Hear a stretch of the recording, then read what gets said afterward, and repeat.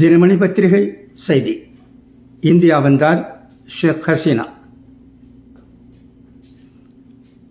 வங்கதேச பிரதமர் பதவியை ராஜினாமா செய்த ஷேக் ஹசீனா இராணுவ ஹெலிகாப்டர் மூலம் உத்தரப்பிரதேசத்தில் உள்ள ஹிண்டன் விமானப்படத்தளத்தில் தரை இறங்கியதாக தகவல்கள் தெரிவிக்கின்றன. தற்போதைய தகவல்படி டாக்காவிலிருந்து இராணுவ ஹெலிகாப்டர் மூலம் ஷேக் ஹசீனா இந்தியா வந்திருப்பதாகவும் இந்தியாவிலிருந்து அவர் லண்டன் சென்று அங்கு தஞ்சமடைய இருப்பதாகவும் கூறப்படுகிறது. ஷேக் ஹசீனா லண்டன் செல்வதற்கான வழிகளை இந்தியா செய்து கொடுத்திருப்பதாகவும் கூறப்படுகிறது.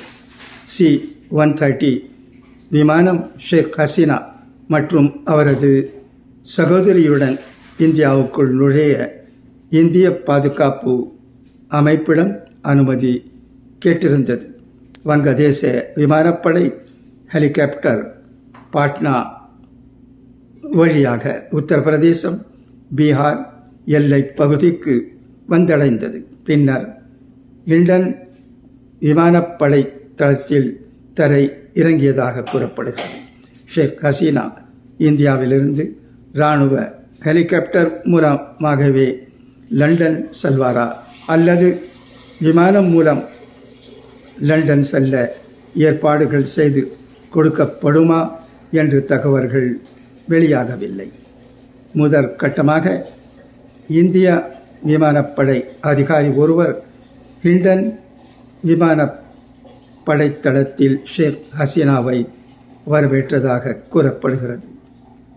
டாக்காவிலிருந்து வந்த கோரிக்கையை ஏற்று ஷேக் ஹசீனா ஐரோப்பா செல்வதற்கான வழிகளை இந்தியா ஏற்படுத்தி கொடுக்க முன்வந்திருப்பதாக கூறப்படுகிறது. இதுவரை ஷேக் ஹசீனாவின் வருகை குறித்து மத்திய அரசு தரப்பில் எந்த தகவலும் கிடைக்கப்படவில்லை. வங்கதேசத்தில் அடுத்தடுத்து நடக்கும் அனைத்து நடவடிக்கைகளும் உன்னிப்பாக கவனிக்கப்பட்டு வருகிறது. உத்தரப்பிரதேசத்தில் உள்ள ஹிண்டன் விமானப்படை தளத்தில் அவரது ஹெலிகாப்டர் தரை இறங்கியதாகவும் அவர் இந்தியாவிலிருந்து லண்டன் செல்ல இருப்பதாகவும் கூறப்படுகிறது.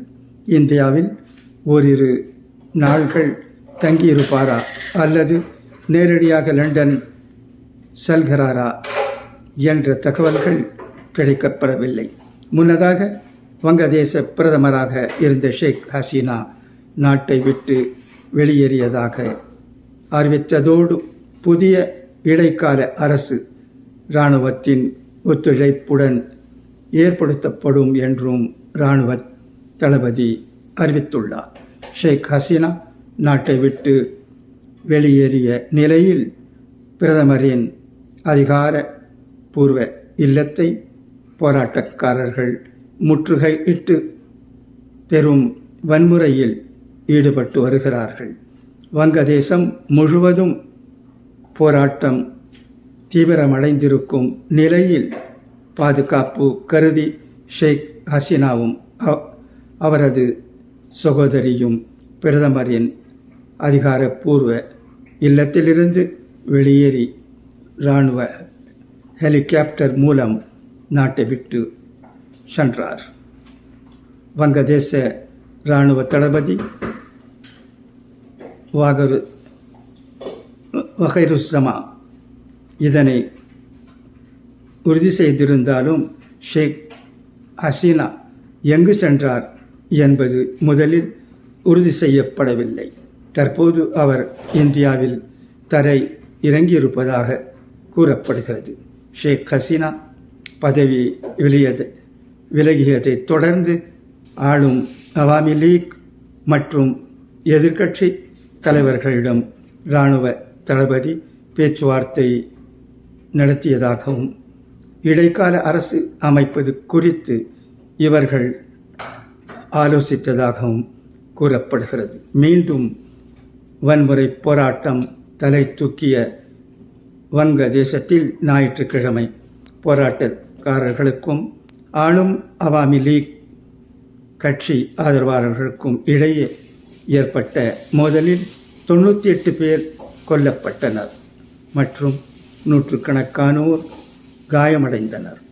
இதனை இணைய சேவை துண்டிப்பு மற்றும் நாடு முழுவதும் காலவரையற்ற ஊரடங்கு உத்தரவு பிறப்பிக்கப்பட்டிருந்தது.